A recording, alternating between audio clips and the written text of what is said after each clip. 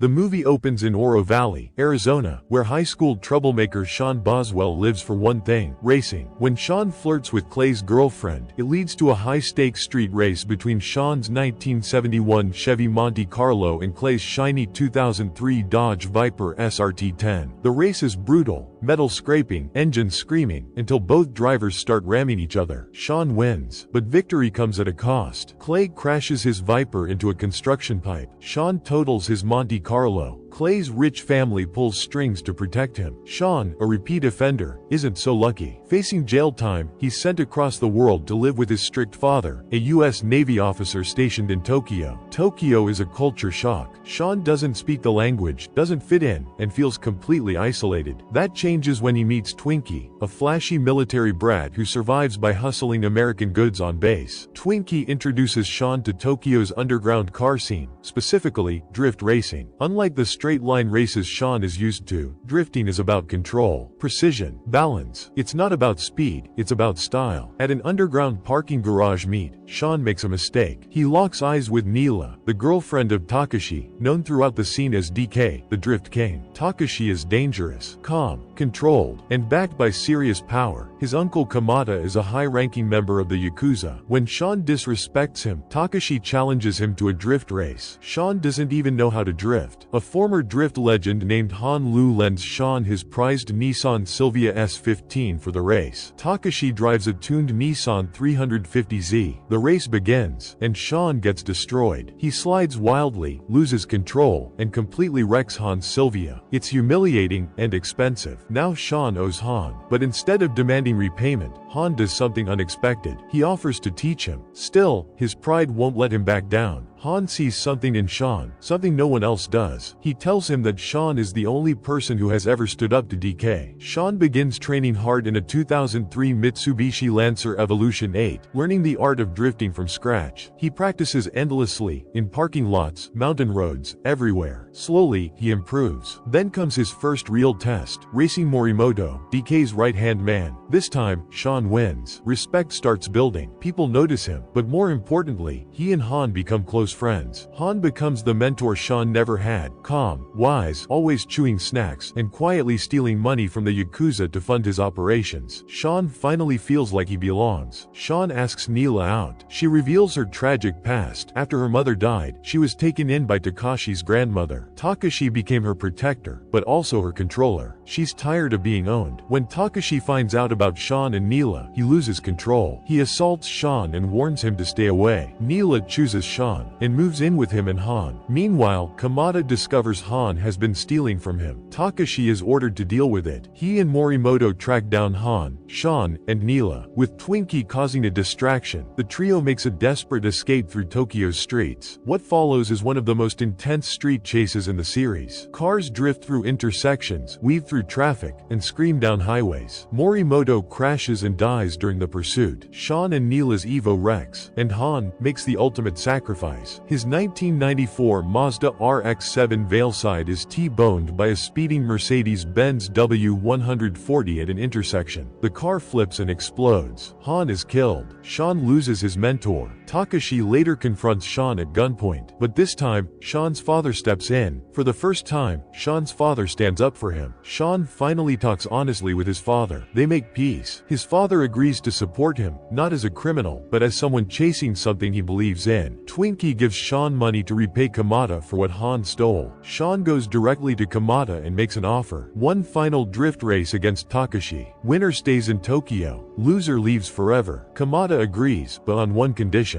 They race down a mountain pass that only Takashi has ever successfully conquered. Sean's crew rebuilds a forgotten American muscle car, a 1967 Ford Mustang Fastback recovered by his father. But this isn't just any Mustang. They transplant the engine and performance parts from the wrecked Silvia, turning it into a drift machine. Old-school American muscle meets Japanese tuning culture. It's symbolic. Sean is no longer just an outsider. He's something new. The race begins at the top of the mountain. Takashi leads early, flawless as always. Sean follows closely, steady, calm, remembering everything Han taught him. Takashi starts getting desperate. He rams Sean's Mustang repeatedly, trying to force him off the road. On the final final stretch, Takashi makes one last aggressive move. Sean suddenly slows down. Takashi misjudges the turn and flies off the mountain cliff. Sean drifts cleanly across the finish line. He wins. Kamada honors his word. Takashi is defeated. Sean becomes the new Drift King of Tokyo. Sean, Neela, and Twinkie enjoy the respect Sean has earned, fully part of Tokyo's drift scene. Then, at a car meet, a familiar American muscle car rolls in, a 1970 Plymouth Road Runner. Behind the wheel is Dominic Toretto. He says one thing that changes everything. Han was family. And just like that, the legend of the Drift King expands beyond Tokyo. Thank you for watching.